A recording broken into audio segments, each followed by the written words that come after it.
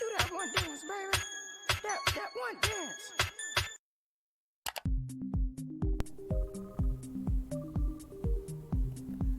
Assalamualaikum warahmatullahi wabarakatuh. Saya Aulia Permatasari dari Teknik Komputer 1B. Di sini saya akan menjelaskan materi mengenai instalasi komputer. Yang pertama, perangkat input-output. Komputer adalah alat yang dipakai untuk mengolah data menurut prosedur yang telah dirumuskan. Komputer terdiri dari 4 device. Yang pertama, input device. Input device adalah perangkat keras yang berfungsi untuk memasukkan data atau perintah ke dalam mesin komputer. Yang kedua, proses device, yaitu alat yang digunakan untuk memproses data yang telah diinputkan. Yang ketiga, output device, yaitu alat untuk menampilkan data yang telah diproses. Yang keempat, storage device, yaitu alat untuk menyimpan data. Selanjutnya, input device, contohnya seperti mouse, keyboard, scanner, dan yang seperti terlihat pada gambar. Contoh proses device yaitu motherboard, memori, dan seperti gambar yang ditampilkan. Output device contohnya printer, monitor, speaker, dan seperti gambar berikut. Storage device terdiri dari memory card reader, USB flash memory, media device, dan lain-lain. Sistem komputer terdiri dari hardware, merupakan perangkat komputer yang mempunyai wujud fisik dan dapat disentuh, contohnya keyboard, monitor, mouse, dan lain sebagainya. Yang kedua, software merupakan suatu kumpulan data elektronik yang tersimpan dan diatur oleh komputer, contohnya Microsoft Office, Photoshop, Windows. Yang terakhir, brainware merupakan orang yang menjalankan atau mengoperasikan komputer.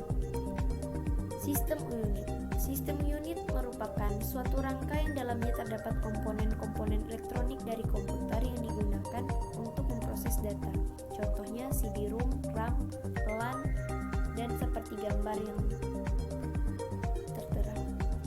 Motherboard adalah tempat berbagai komponen elektronik yang saling terhubung pada sebuah PC. Motherboard berfungsi untuk menghubungkan seluruh komponen penyusun sebuah komputer. Bagian-bagian dari motherboard yaitu PCI, AGP, NOT bright, prosesor soket, dan lain sebagainya dapat dilihat pada gambar. Jenis-jenis kabel. Yang pertama, kabel VGA, yaitu kabel yang digunakan untuk menghubungkan komputer dengan monitor untuk menampilkan kinerja dari komputer ke LCD proyektor. Yang kedua, kabel DVI menjadi penerus dari kabel VGA. Ini terjadi karena perubahan teknologi analog ke digital. Yang ketiga, kabel HDMI, standar interface yang digunakan oleh berbagai perangkat audio visual seperti home theater. Yang keempat, kabel USB untuk menghubungkan alat eksternal seperti scanner, printer, atau mouse ke perangkat komputer kita. Yang kelima, kabel IDE untuk menghubungkan hard disk dan optical driver atau DVD ke motherboard. Yang keenam, kabel SATA. Sama seperti kabel IDE, hanya saja kabel ini lebih mampu mentransfer data lebih cepat dan lebih banyak dari IDE. Yang ketujuh, kabel eSATA menghubungkan hard disk eksternal ke komputer. Yang kedelapan, kabel firewire, yaitu digunakan untuk mentransfer data dengan kecepatan tinggi. Yang kesembilan, kabel Ethernet untuk menghubungkan komputer ke internet. Dan yang terakhir, kabel front panel sebagai indikator pada komputer dan juga sebagai switch power dan restart. BIOS atau Basic Input Output System.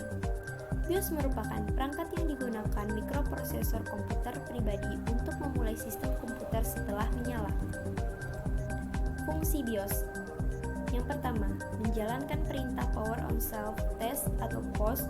Yang kedua, mengatur konfigurasi dasar pada komputer. Dan yang terakhir, memberikan informasi dasar pada komputer. Baterai CMOS. Baterai CMOS merupakan baterai yang digunakan oleh BIOS untuk tetap aktif meski tanpa aliran listrik. BIOS ada dikenal dengan istilah booting, merupakan suatu proses yang terjadi saat menyalakan komputer. Menu pada BIOS. Yang pertama, main menu. Terdiri dari submenu yaitu language, memilih bahasa yang digunakan oleh BIOS. Yang kedua, system time, untuk melakukan setting waktu jam menggunakan standar 24 jam. Yang ketiga, system date, melakukan setting tanggal, bulan, dan tahun. Yang kedua, advanced menu, digunakan untuk mengetahui informasi atau mengatur sistem yang terpakai dalam komputer.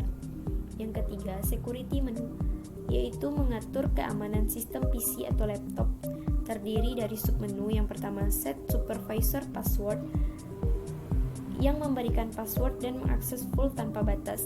Yang kedua, set user password, yaitu memberikan password dengan akses terbatas. Yang keempat, power menu, yaitu digunakan untuk mengatur kinerja perangkat-perangkat sehingga memungkinkan untuk menghemat energi komputer. Yang kelima, boot menu, digunakan untuk mengatur proses saat komputer dinyalakan. Yang keenam, exit menu, terdiri dari submenu. Yang pertama, exit saving change, yaitu keluar dari sistem dan menyimpan konfigurasi kita pada CMOS. Yang kedua, exit discarding change, keluar dari sistem tapi tanpa menyimpan setup data pada CMOS.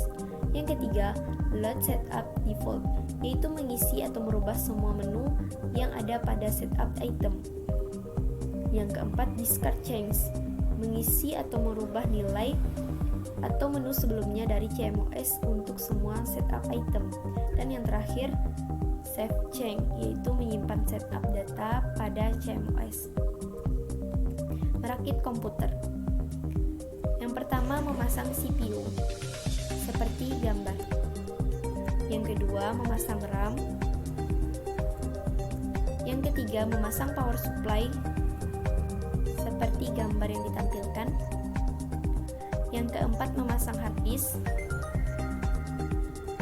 Yang kelima, memasang media optik seperti gambar. Yang keenam, memasang motherboard pada case. Dan yang terakhir, memasang kartu ekspansi seperti gambar yang ditampilkan. Sekian, terima